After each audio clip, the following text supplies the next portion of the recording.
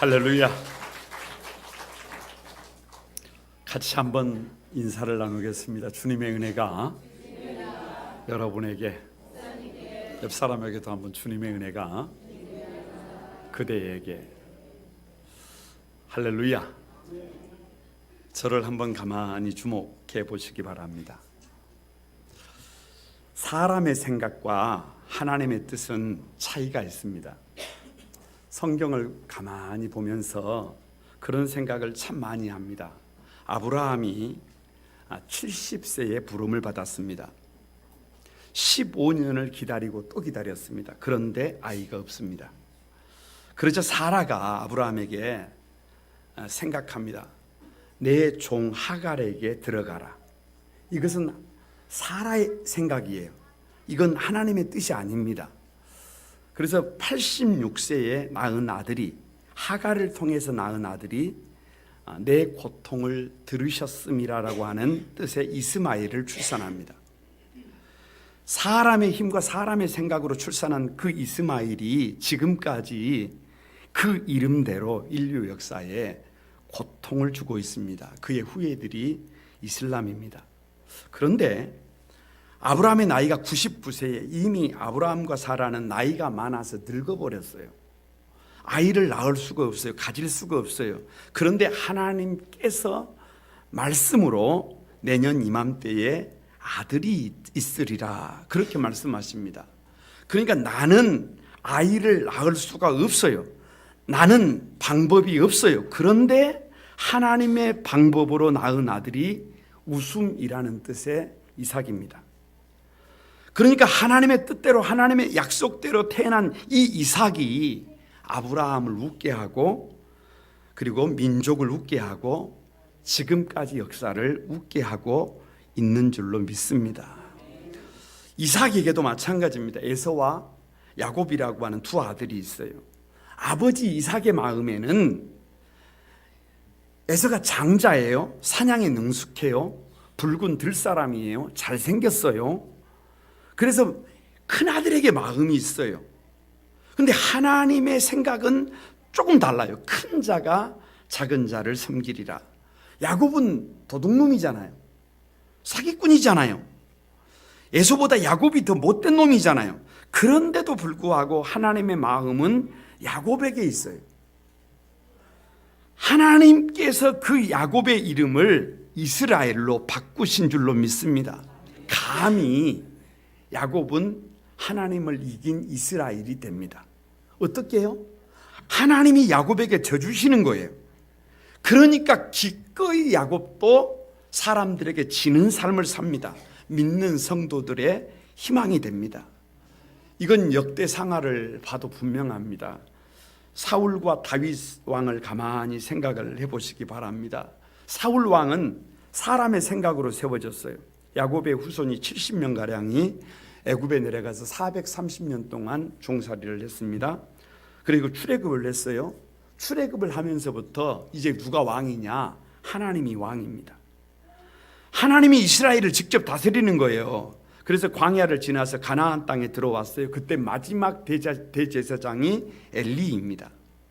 그런데 문제는 엘리가 나이가 많았을 때 그 제사장 직임을 아들이 이어받아야 하는데 아들이 깡패예요. 못된 놈들이에요. 자식 교육이 그래서 힘든 것입니다. 그래서 누가 그 대제사장직을 잇게 되느냐? 사무엘입니다. 또 사무엘이 나이가 많아졌어요. 그런데 그 직임을 아들들이 이어야 하는데 또 깡패예요. 그러니까 이스라엘 역사에서 증명된 게 뭐냐? 자녀 교육이 이렇게 힘들다는 거예요. 그래서 백성들이 거기에 질린 겁니다. 거기에 너무 가슴 아파해요. 그래서 더 이상 이제는 다른 사람 필요 없고 우리에게도 왕을 세워달라. 대제사장, 하나님의 통치가 필요 없고 우리에게도 왕을 세워달라. 그래서 이스라엘 백성들의 생각으로 세워진 사람이 키도 크고 인물도 좋고 스펙도 좋은 누가 들어오는 거예요? 사울 왕이 들어오는 거예요. 그런데 그 왕이 들어와서 한 일이 전쟁하는 거예요. 백성들을 군대로 끌고 가는 일이에요. 그리고 딸들을 자기의 종들로 부리는 일이에요. 그래서 그 왕이 폐위되고 난 다음에 왕이 될 만한 자격이 되지 않는 어린 다윗, 목동 다윗, 어찌 보면 그 아버지조차도 버려버렸던 그 아들을 하나님이 만나시고 난 다음에 하시는 말씀이 이는 내 마음에 합한 자다. 그러니까 전무후무한 왕이 됩니다. 이스라엘 역사의 별이 됩니다. 그래서요, 누가복음 21장에 왔는데요, 다음 세대를 위한 시대정신 73번째예요. 어떻게 하면 다음 세대를 살릴 수 있느냐? 어떻게 하면 우리가 예수 정신으로 다시 일어날 수 있느냐? 다시 하나님의 뜻 앞으로 나가야 합니다. 다시 하나님의 뜻을 받들어야 합니다.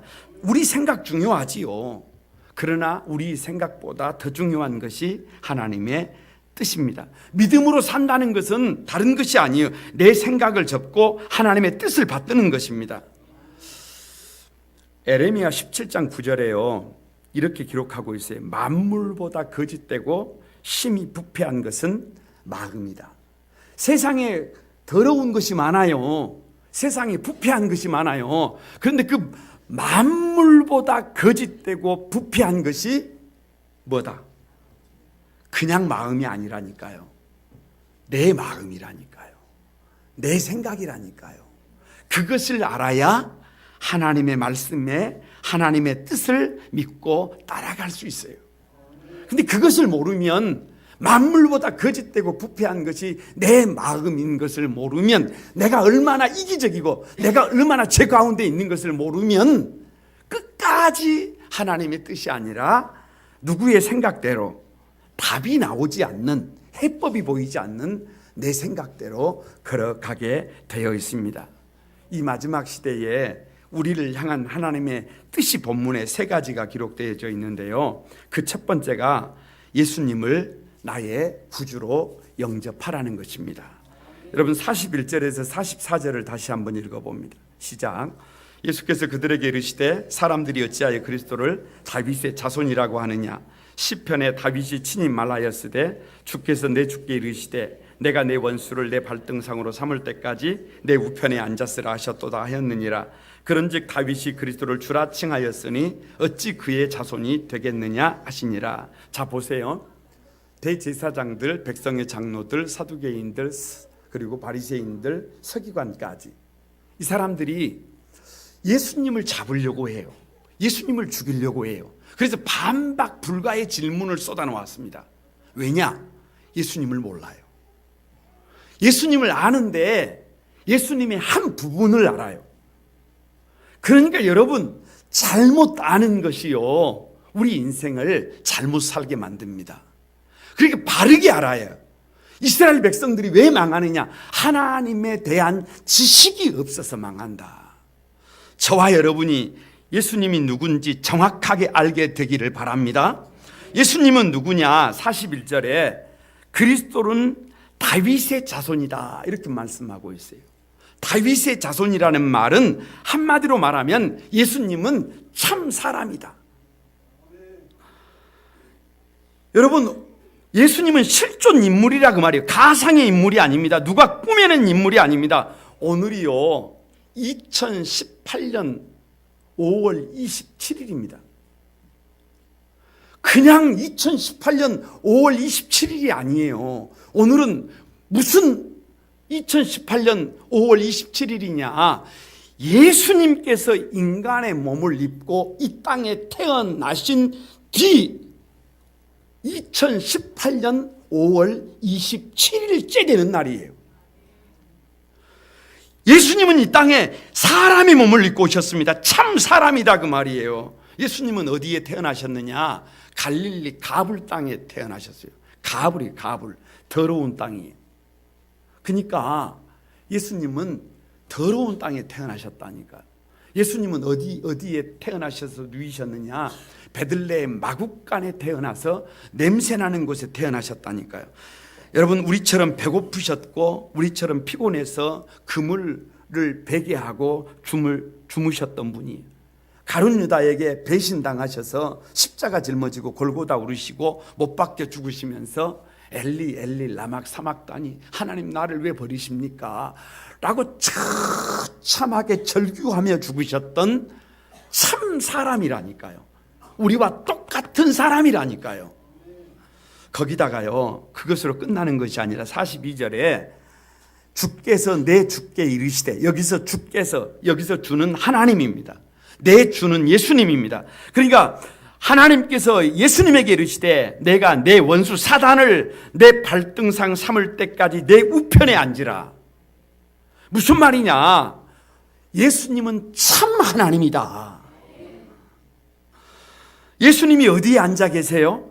하나님의 보좌 우편에 앉아 계세요. 그래서 예수님은 만물의 창조자예요. 만물의 통치자예요. 충만케 하시는 자의 충만이에요.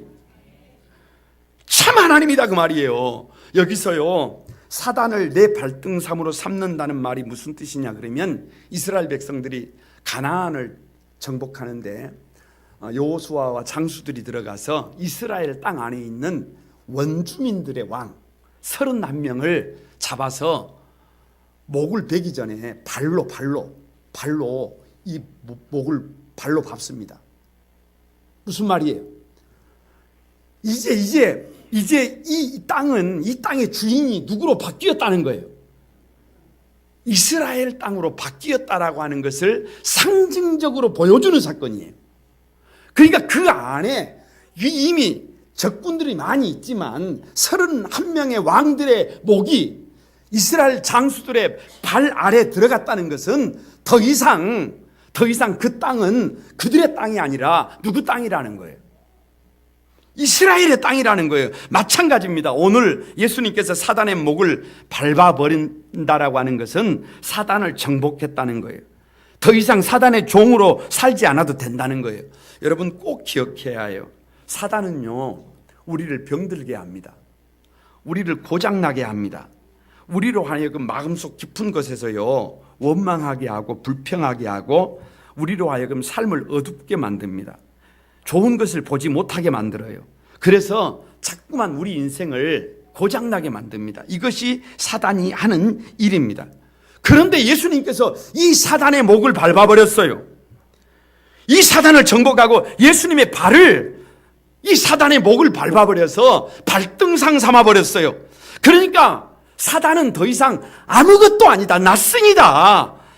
나사렛 예수의 이름으로 나가면 사단은 그냥 물러간다, 쫓긴다, 사단은 힘을 쓰지 못한다. 얼마나 감사한지 몰라요. 얼마든지 밝게 살 수 있다는 거예요. 얼마든지 건강하게 살 수 있다는 거예요. 그래서 하나님을 향한 우리의 태도는 밝음이에요. 밝음, 반짝반짝. 예수님 안에 답이 있음을 믿습니다. 혹여라도 여러분 인생을 살아가는데요, 너무 힘들고 고통스럽습니까? 도저히 앞이 보이지 않습니까? 너무너무 고통스러워서 차라리 죽는 것이 더 낫겠다고 생각이 되십니까? 그럴 수도 있습니다. 정말로 하늘이 보이지 않을 때도 있어요. 그런데요, 그렇게 어려움을 겪고 있을 때요, 잘 나가는 사람이, 힘 있는 사람이 다가와서 힘내십시오, 힘내십시오 라고 손 잡아주면 위로가 안 됩니다. 위로가 안 돼. 기분이 나빠요. 그런데 나보다 더 어려운 사람이, 나보다 더 고통받는 사람이, 나보다 더 울고 있는 사람이 나에게 찾아와서 나도 이렇게 살고 있습니다, 힘을 내십시오 라고 하면 힘이 나요. 위로가 됩니다. 왜 예수님께서 이 땅에 상처 입은 인간의 모습으로 가장 낯선 곳에 예수님이 오셨느냐? 예수님은 상처 입은 치료자가 되셨습니다. 내가 아무리 어렵고 힘들어도, 내가 아무리 고통스러워도 나보다 예수님은 더 고통스러운 삶을 사셨어요. 나보다 예수님은 더 상처 입은 삶을 사셨어요. 예수님이 그 어려움을 이겨내셨다고 한다면 우리도 이겨낼 수 있습니다. 그래서 예수님은 상처 입은 치료자가 되셨어요. 예수님을 생각하면 살고 싶어요. 예수님을 사랑하면 이상하게 힘이 나요. 예수님이 보이면 해법이 보여요. 예수님 안에 답이 있어요. 그런데요, 그 정도가 아니라 인생을 살아가는데 정말로 답이 안 나와요. 방법이 없어요. 그런데 그 예수님은 참 하나님이세요. 참 하나님. 만물의 통치자예요. 만물을 충만케 하시는 자의 충만이에요. 그래서 예수님이 내 안에 들어오면 모든 것이 채워진다니까요. 감사가 채워져요. 막 기쁨이 채워져요. 은혜가 채워져요. 건강이 채워집니다. 물질도 채워집니다. 인생이 채워진다니까요. 그래서 예수님 안에 답이 있고 예수님 안에 길이 있고 예수님 안에 살 길이 있습니다. 그래서 오늘 본문을 통해서 주님의 요청이 뭐냐, 하나님의 뜻이 뭐냐, 예수님을 나의 구주로 영접하라는 것입니다.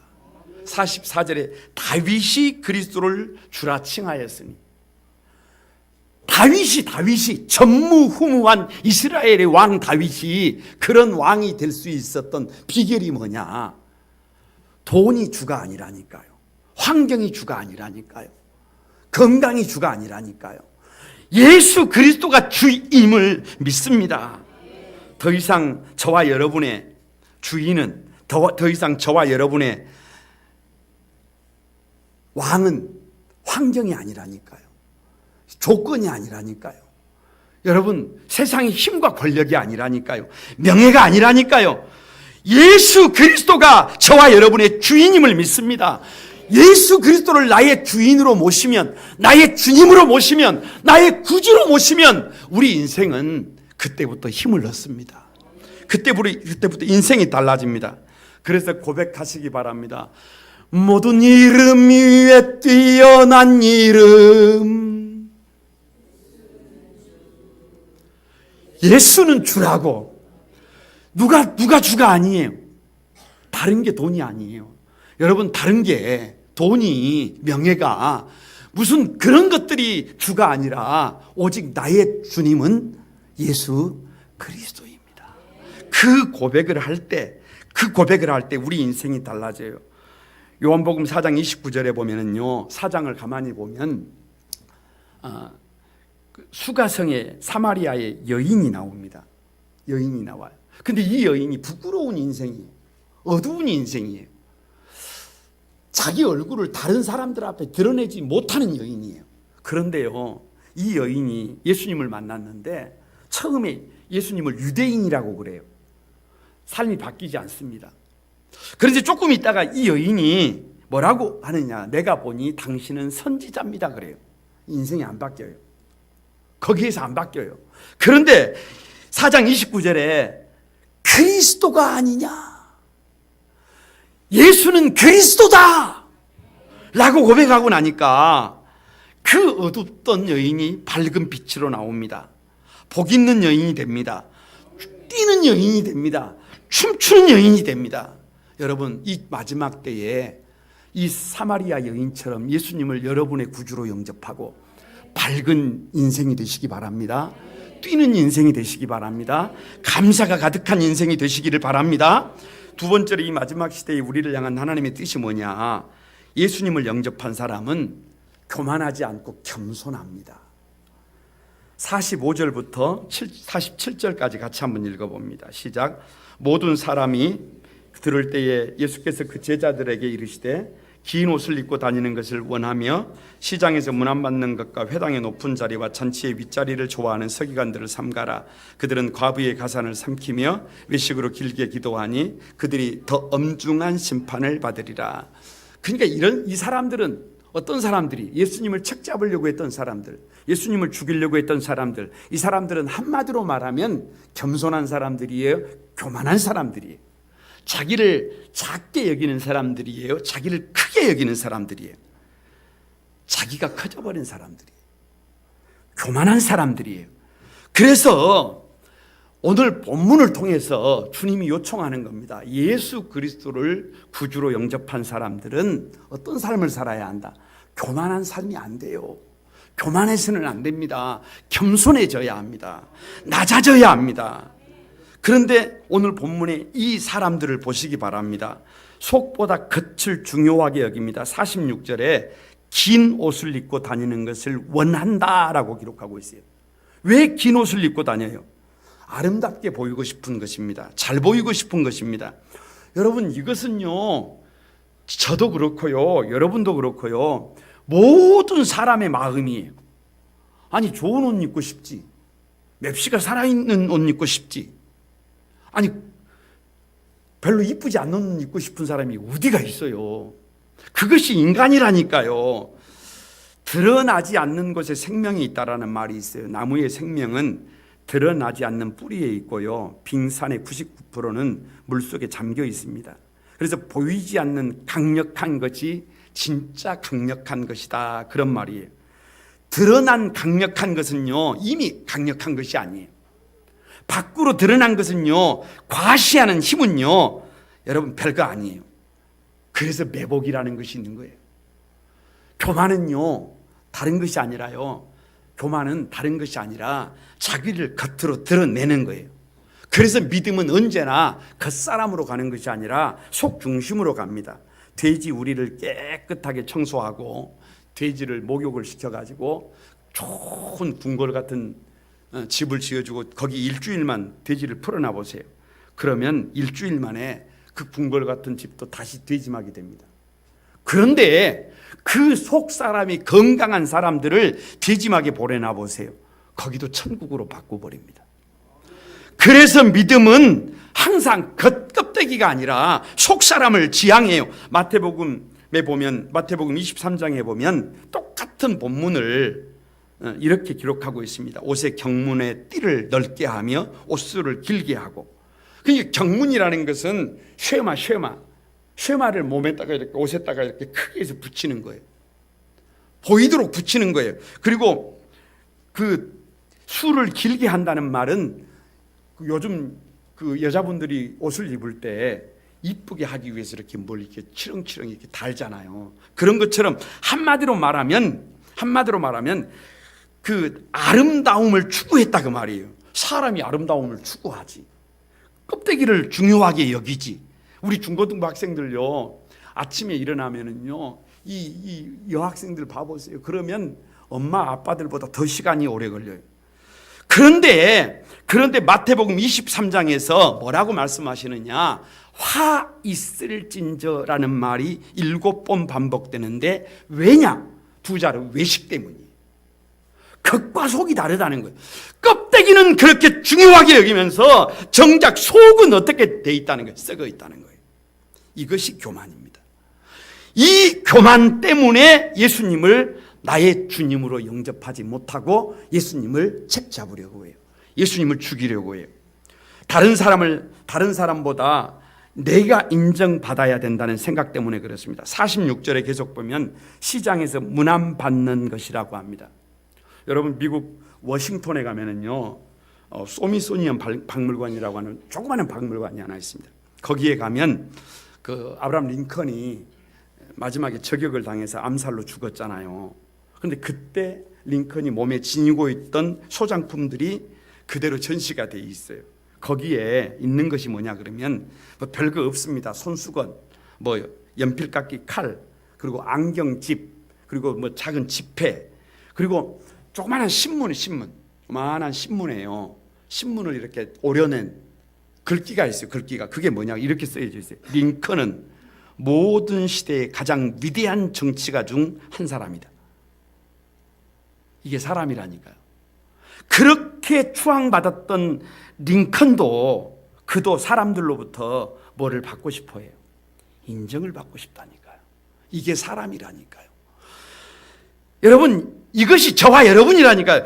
이것이 어찌 보면 특별할 것 아닌 것 같은 이것, 자기를 크게 보고 자기를 높이려고 하고 모든 사람들에게 인정받으려고 하는 이것이 다른 것이 아니라 사실은 교만이에요. 그런데 성경은 그 교만은 패망의 선봉이요 넘어짐의 앞잡이다. 내가 커지면 방법이 없다는 거예요. 그래서 내가 커지면 겸손하기보다 교만합니다. 교만해. 46절에 회당의 높은 자리와 잔치의 윗자리를 좋아하는 서기관들을 삼가라 라고 하시는데, 여러분 가만히 한번 생각해 보세요. 제가요 아래 1층에 내려가면 교회 화단이 있는데 그 화단에 잘 단장된 철쭉을 심었습니다. 철쭉이 아주 좋은 철쭉을 누가 주셔서 거기다가 쫙 심었어요. 어떻게 심었느냐 그러면, 좀 잘 심어본다고 양쪽에 고랑을 만들고 흙을 돋워서 높은 이렇게 산을 만들어서, 이렇게 수렁을 만들어서 그 가운데다가 철쭉을 탁 심었어요. 그런데 이 철쭉이 1년 지나고 2년 지나고 한 나무씩 죽어가는 거예요.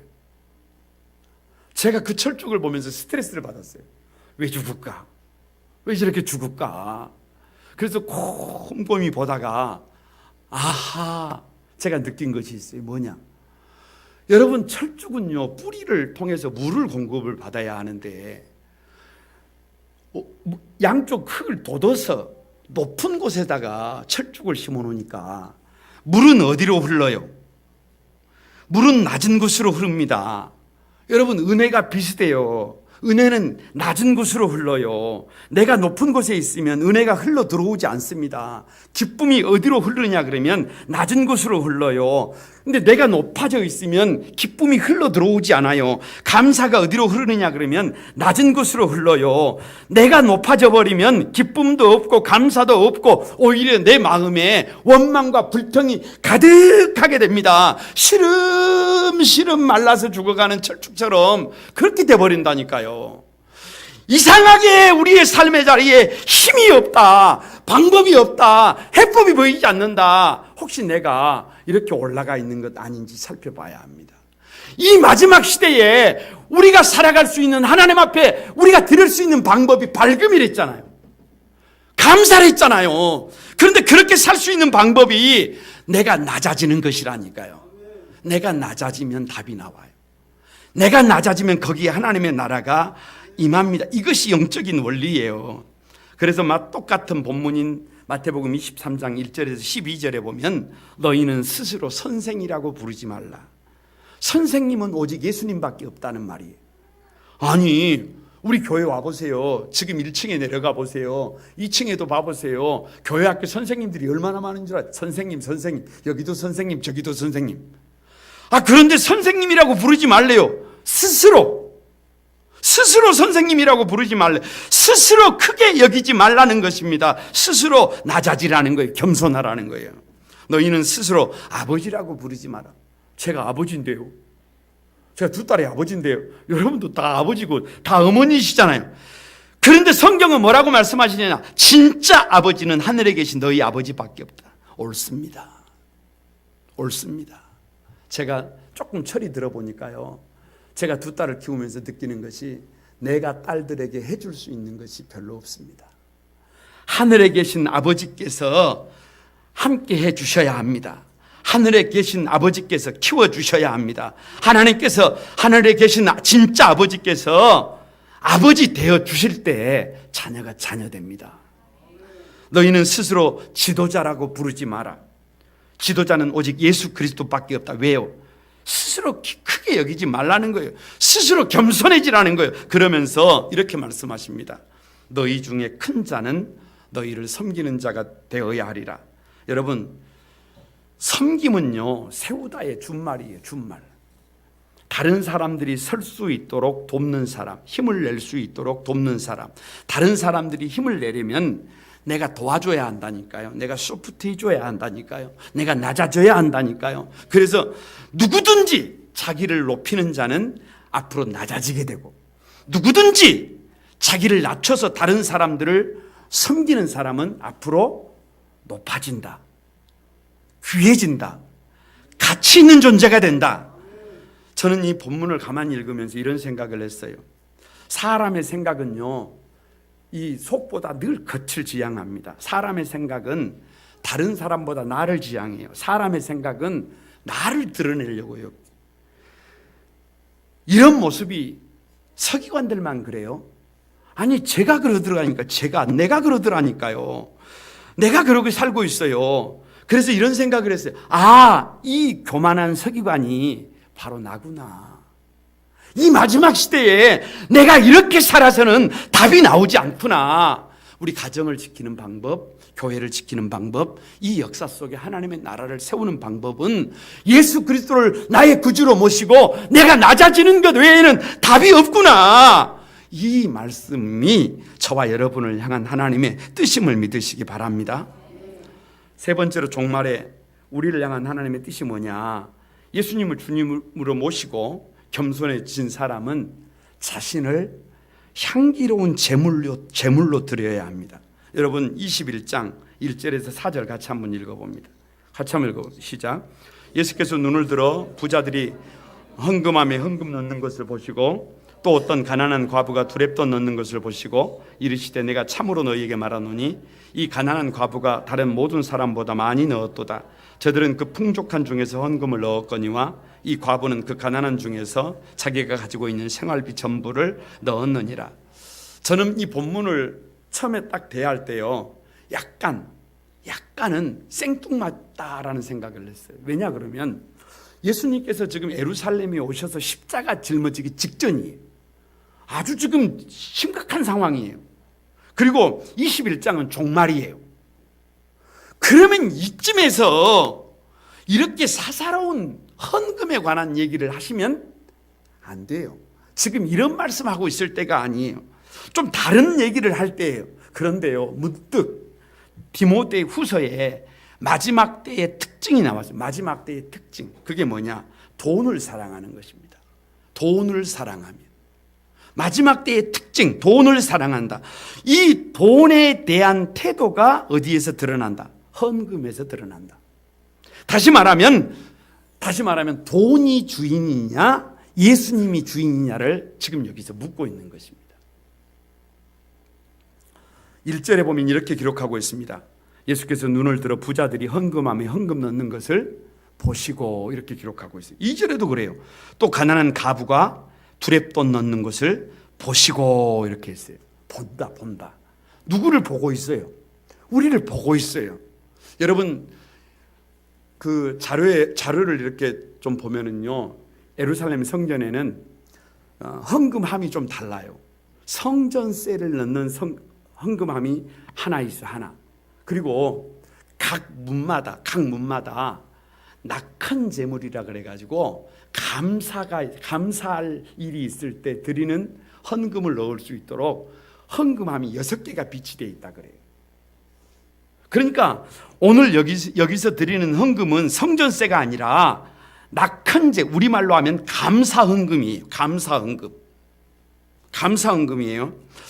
그런데 문제는 제가 생각했을 때 감사헌금을 하는데 예수님이 이런 식으로 하면 안 돼요. 왜? 사람을 비교하고 있잖아요. 아니 우리 사람 비교당하면 얼마나 기분 나쁜데요. 그럼에도 불구하고 예수님은 사람을 비교하고 계시면서 비교하면서 누구의 손을 들어줘요? 과부의 손을 들어줘요. 아니 이거 이러면 곤란해요. 왜 곤란하냐? 여러분 과부가 드린 두렙돈은요 지금 우리 돈으로 하면 250원이에요. 아니 교회에 와가지고 헌금을 250원씩 하면 교회는 어떻게 하란 말이에요? 그럼 교회는 어떻게 운영이 돼요? 그런데 예수님께서는 그 부자의 손이 아니라 누구의 손을 들어주셨다? 과부의 손을 들어주셨다. 그런데 왜 과부의 손을 들어주셨는지를 여러분 3절에 설명을 하고 있어요. 3절에 설명을 하고 있어요. 액수가 아닙니다. 뭘 보셨느냐? 부자는 그 풍족한 중에라고. 그 풍족한 중에 정관사가 붙어 있어요. 보통 부자가 아니에요. 그러니까 예수님은 어디까지 보고 계셨던 거예요? 그 뒤까지 보고 계셨던 거예요. 그 부자가 얼마나 많은 재산을 가지고 있는 것까지 본 거예요. 그런데 예수님은 누구도 보셨느냐? 가난한 과부도 보셨는데 그 가난한 과부 앞에도 정관사가 붙어 있어요. 그래서 주석에는 이렇게 나와 있어요. 구걸하는 상태. 그러니까 그 가난한 과부는 구걸을 하지 않으면 살아갈 수 없는 상태. 에서 250원을 드렸던 것입니다. 왜 이 과부를 주님은 그렇게 칭찬하셨을까? 대략 두 가지 이유가 있어요. 하나는 과부는 헌금을 드릴 때 믿음으로 드렸다는 게 믿음으로. 여러분 보세요. 4절에 과부는 자기가 가지고 있는 생활비 전부를 넣었느니라 이렇게 기록하고 있어요. 우리가 하루를 살아가려면 생활비가 있어야 해요. 일주일을 살아가려면, 한 달을 살아가려면, 1년을 살아가려면 생활비가 있어야 해요. 생활비가 없으면 참 암담합니다. 그런데 그 가진 전부를 넣어버렸어요. 이 말은 하나님에 대한 믿음이 없이는 불가능한 거예요. 지금 당장의 생활을 해야 되는데 그 250원을 넣어버렸을 때 나는 어떻게 살아요? 우리 가족들은 어떻게 살아요? 그러니까 이 과부에게는 그 250원이 우상이 아닙니다. 이 250원이 전부가 아니에요. 이것만 기대하고 있는 것이 아니에요. 이걸 기대하는 것이 아니라, 돈을 기대하는 것이 아니라 예수 그리스도를 기대하는 거예요. 하나님이 나의 주님인 것이에요. 한 교회에서 침례를 받고 있었어요. 세례입니다. 침례교는요, 강대상에가 수족관이 있어요. 그래서 수족관에 들어갔다가 나옵니다. 물속에 들어갔다가 나와요. 그런데 한 분이 차례가 됐는데 안 들어와요. 그래서 목사님이 왜 안 들어오십니까? 그러니까 지갑에, 옷 속에 지갑이 있습니다. 그러니까 목사님이 그냥 들어오십시오. 어떻게? 지갑도 침례를 받아야 합니다. 여러분, 사람은요, 돈을 어떻게 벌었느냐, 그리고 돈을 어떻게 지출했느냐를 보면 그 사람이 나옵니다. 정직한 수입, 투명한 지출. 그러면 우리 인생이 세워지는 거예요. 그러면 우리 인생이 후회 없이 바르게 살아갈 수 있는 거예요. 저는 이런 생각을 했어요. 여러분, 정직한 수입을 벌고 투명한 지출을 하는 사람, 그것도 작은 것 하나까지도 이렇게 감사하면서 살아가는 사람이 교회 문을 열고 예배당 문을 열고 밖에 나가서 대충 살겠어요? 여러분, 죄를 짓겠어요? 사기치겠어요? 해서는 안 될 일을 하겠어요? 그것 아니라니까요. 정직한 수입, 투명한 지출을 하는, 그래서 작은 것 하나까지도 감사할 줄 아는 사람은 거기에 걸맞는 구별된 삶을 살게 될 것을 믿습니다. 두 번째, 이 과부를 칭찬했던 이유는요, 47절에 죄송합니다. 이렇게 말씀하고 계세요. 자신의 전부를 드렸다. 이렇게 기록하고 있어요. 여러분, 이런 생각을 해봤어요. 저는 이런 생각을 해봤어요. 본문을 읽으면서 20장 47절을 보면 이렇게 기록을 하고 있습니다. 그들은 과부의 과산을 삼켰다. 이렇게 기록하고 있어요. 그러니까 오늘 이 과부를 얘기하기 전에 먼저 교만한 사람들, 서기관들, 이런 사람들이 누구의 가산을 삼켜버렸어요. 이 정말 구걸을 하지 않으면 안 될 이 과부들의 가산을 삼켜버렸어요. 그래서 가진 것까지도 조금 가지고 있는데 그것까지도 뺏겼어요. 그리고 이 과부들은 사회적으로요, 자신들 때문에 남편이 죽었다라고 하는 죄인의 굴레까지도 짊어지고 있는 사람들이에요. 가슴 아픈 일입니다. 그런 거 절대 아닌데, 그런데 낙헌제잖아요. 감사제물이잖아요. 도대체 이 여인이 감사할 거리가 도대체 뭐예요? 얼마 가지고 있지 않는 그것도 빼앗겨버리고, 사회에서 사람들은 나를 남편 죽인 사람으로 생각하고, 아니 감사할 이유가 없더라니까. 뭘 그렇게 특별한 은혜를 받아서 도대체 무엇이 자신의 전부를 하나님 앞에 드리게 만들었을까? 여러분, 헌금은요, 있어서 드린 게 아니라니까요. 제가 우리 사랑하는 성도들이 드린 헌금을 이렇게 보면은요, 헌금을 드릴 수 없는 상황에서 드리는 사람들의 그 정성이요, 눈에 보여요. 그러면 저도 울어요.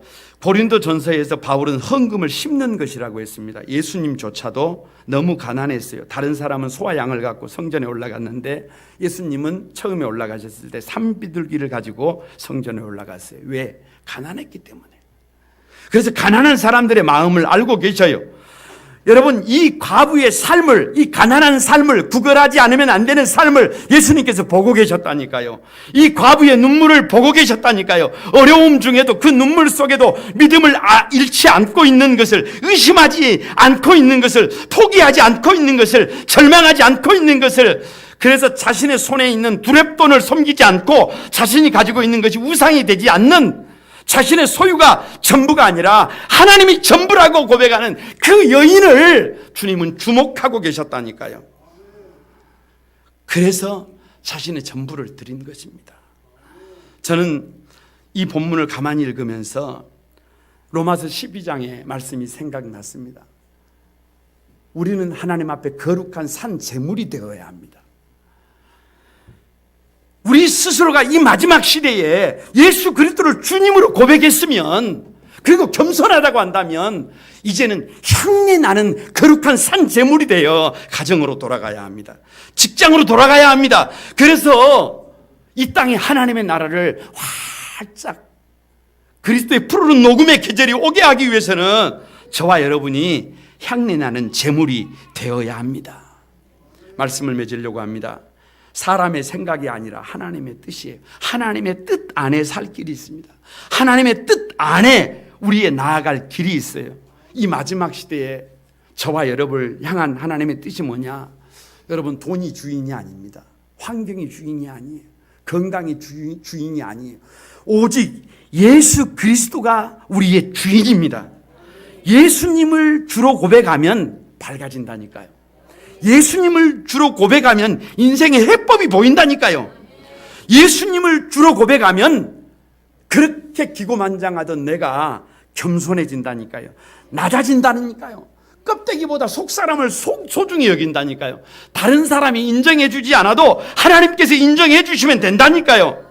그래서 낮아지면 기쁨이 흘러들어오고, 감사가 흘러들어오고, 찬송이 흘러들어오고, 모든 것이 충만케 하시는 자의 충만이 여러분의 삶을 뒤덮게 될 것을 믿습니다. 그때 여러분, 나를 제물로 드릴 수 있는 거예요. 향기로운 제물로 드릴 수 있는 거예요. 이 아름다운 삶의 주인공들이 여러분이 되시기를 주님의 이름으로 축복합니다. 우리 같이 한번 찬양하면서 오늘 기도하도록 하겠습니다. 완전하신 나의 주, 이 찬양 같이 드리면서 우리 같이 기도하겠습니다.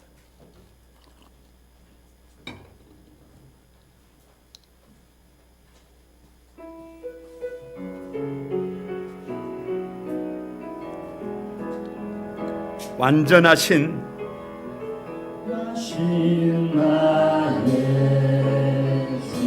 의의 길로 날 인도하소서.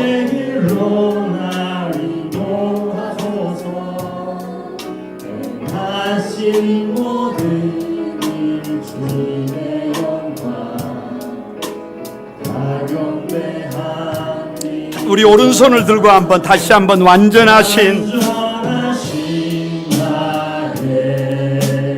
의의 길 날 인도하소서. 행하신 모든 일 주님의 영광 다 경배합니다. 우리 두 손을 높이 들고 예배합니다. 예배합니다. 찬양합니다.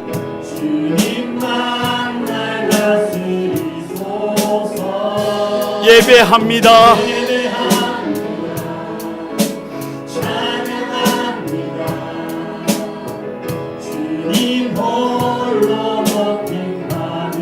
여러분, 다시 한번 드립니다. 완전하신 나의 주, 의의 길로 날 인도하소서.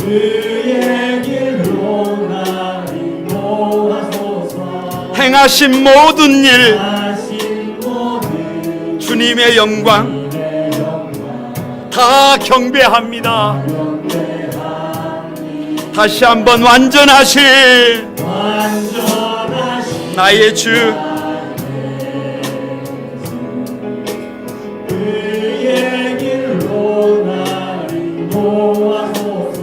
행하신 모든 일 주님의 영광 우리 두 손을 들고 여러분 큰 목소리로 예배합니다. 찬양합니다. 주님만 날 다스려 주소서. 예배합니다. 찬양합니다. 주님 홀로